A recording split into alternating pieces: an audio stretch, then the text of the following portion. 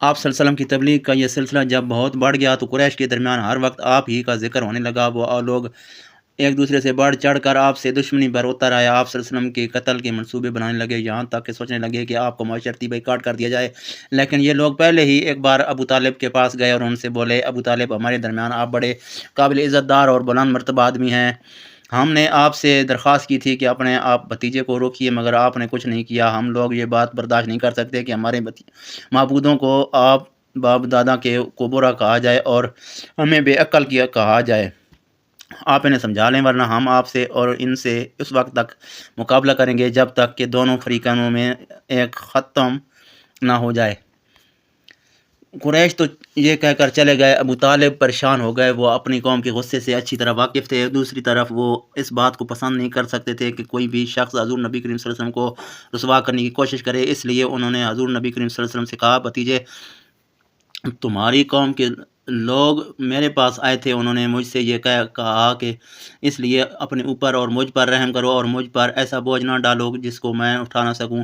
ابو طالب کی اس گفتگو سے نبی کریم صلی اللہ علیہ وسلم نے خیال کیا کہ اب چچا جان ان کا ساتھ چھوڑ رہے ہیں، وہ بھی اب آپ کی مدد نہیں کرنا چاہتے، آپ کی حفاظت سے ہاتھ اٹھا رہے ہیں۔ اس لیے آپ نے فرمایا، چچا جان، اللہ کی قسم، اگر یہ لوگ میرے دائیں ہاتھ پر سورج اور بائیں ہاتھ پر چاند رکھ دیں اور یہ کہیں کہ میں اس کام کو چھوڑ دوں گا تو بھی میں ہرگز اس کو نہیں چھوڑوں گا، یہاں تک کہ خود اللہ تعالیٰ اس کو ظاہر فرما دے۔ یہ کہتے ہوئے آپ کی آواز بھرا گئی، آپ کی آنکھوں میں آنسو آ گئے، پھر آپ اٹھ کر جانے لگے۔ لیکن اسی وقت ابو طالب نے آپ کو پکارا، بھتیجے ادھر آؤ۔ آپ ان کی طرف مڑے تو انہوں نے کہا، جاؤ بھتیجے، جو دل چاہے کہو، اللہ کی قسم میں تمہیں کسی حال میں نہیں چھوڑوں گا۔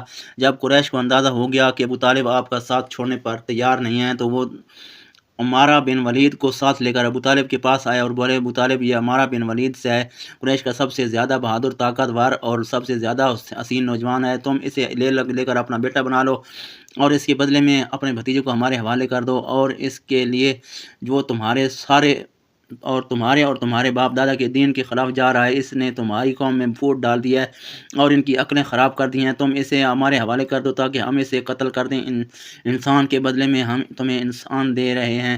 قریش کی یہ بےہودہ تجویز سن کر ابو طالب نے کہا، اللہ کی قسم، یہ ہرگز نہیں ہو سکتا۔ کیا تم یہ سمجھتے ہو کہ کوئی اونٹنی اپنے بچے کو چھوڑ کر کسی دوسرے بچے کی آرزو مند ہو سکتی ہے؟ ان کا جواب سن کر معتمن بن عدی نے کہا، ابو طالب، تمہاری قوم نے تمہارے ساتھ انصاف کا معاملہ کیا ہے، اور جو بات تمہیں ناپسند ہے اس سے چھٹکارے کے لیے کوشش کی جائے۔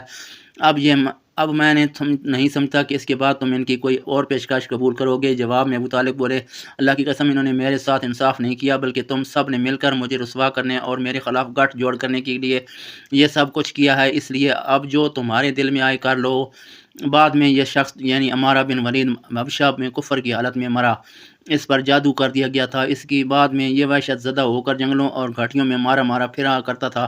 اسی طرح دوسرا شخص معتمن بن عدی بھی کفر کی حالت میں مرا۔ غرض جب ابو طالب نے قریش کی یہ پیشکش بھی ٹھکرا دی تو معاملہ حد درجے سنگین ہو گیا۔ دوسری طرف ابو طالب نے قریش کے خطرناک ارادوں کو بھانپ لیا۔ انہوں نے بنی ہاشم اور بنی عبد المطلب کو بلایا، ان سے درخواست کی کہ سب مل کر آپ کی حفاظت کریں، آپ کا بچاؤ کریں۔ ان کی بات سن کر سوائے ابو لہب کے سب تیار ہو گئے۔ ابو لہب نے ان کا ساتھ نہ دیا، یہ بدبخت سختی کرنے اور آپ کے خلاف آواز اٹھانے سے باز نہ آیا۔ اسی طرح جو لوگ آپ پر ایمان لے آئے تھے ان کی مخالفت بھی ابو لہب ہی سب سے بیش رہا تھا۔ آپ کو اور آپ کے ساتھیوں کو تکالیف پہنچانے میں بھی یہ قریش سے بڑھ چڑھ کر کرتا تھا۔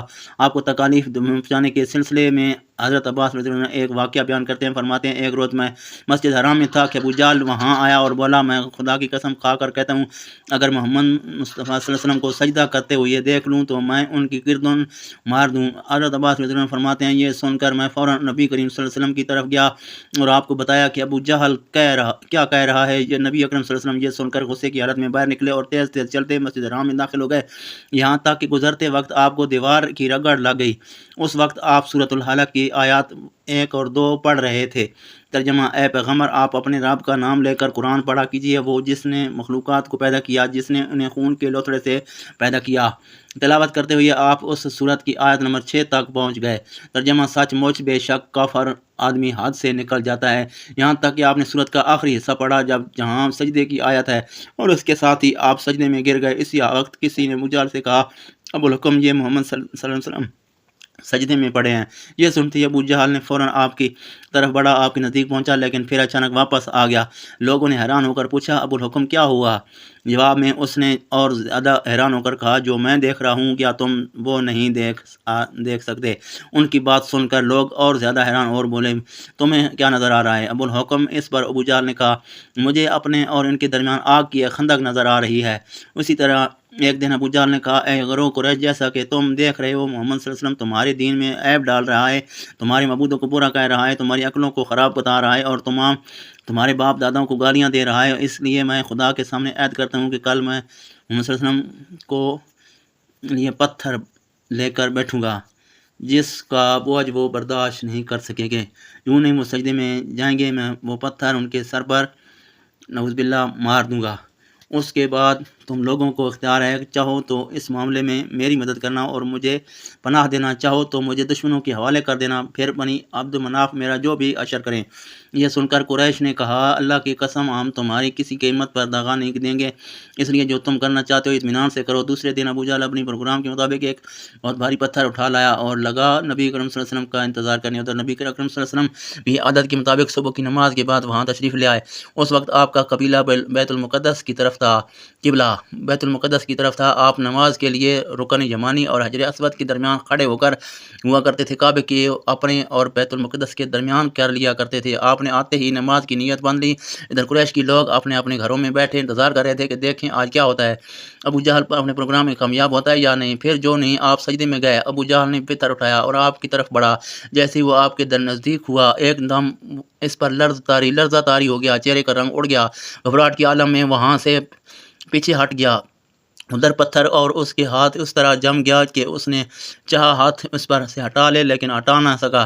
قریش کے لوگ فوراً اس کے گرد جمع ہو گئے اور بولے، ابو الحکم کیا ہوا؟ اس نے جواب دیا، میں نے رات کو تم سے جو کہا تھا اس کا پورا کرنے کے لیے میں محمد صلی اللہ علیہ وسلم کی طرف بڑھا، مگر جیسے ہی ان کے قریب پہنچا ایک جوان اونٹ میرے راستے میں آ گیا۔ میں نے اس جیسا زبردست اونٹ آج تک نہیں دیکھا، وہ ایک دم میری طرف بڑھا جیسے جو مجھے کھا لے گا۔ جب اس واقعہ کا ذکر نبی اکرم صلی اللہ علیہ وسلم سے کیا گیا تو آپ صلی اللہ علیہ وسلم نے فرمایا، وہ جبریل علیہ السلام تھے، اگر وہ میرے نزدیک آتا تو وہ ضرور اسے پکڑ لیتے۔ انشاءاللہ اگلی ویڈیو میں ملاقات ہوگی، کڑی آزمائش ہوگی۔ ویڈیو کا عنوان ہوگا اللہ حافظ۔